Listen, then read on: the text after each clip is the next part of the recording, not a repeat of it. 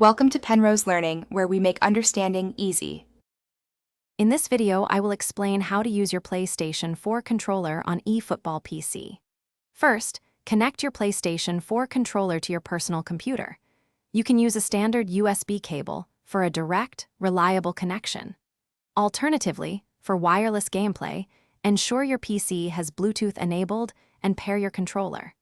This initial step is crucial for the system to recognize your device before we move on to software configuration. Make sure the connection is stable. Next, you'll need a vital piece of software called DS4 Windows. This free, open-source program is essential because it allows your PlayStation 4 controller to emulate an Xbox 360 controller, which eFootball natively supports. Head to its official website to download the latest version.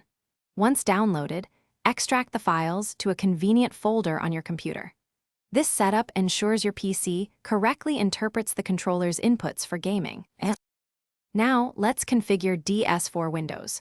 Run the application and follow the on-screen prompts to install any necessary drivers, which usually takes just a few moments. Once installed, you can create a new profile or select an existing one. A critical step here is to enable the Hide DS4 Controller option within DS4 Windows. This prevents input conflicts, ensuring eFootball only receives input from the emulated Xbox 360 controller, providing a seamless experience. Finally, launch eFootball and navigate to its in-game controller settings. Since DS4 Windows is emulating an Xbox 360 controller, select that option within the game. You can then customize button mappings and adjust sensitivity to your personal preference for optimal gameplay.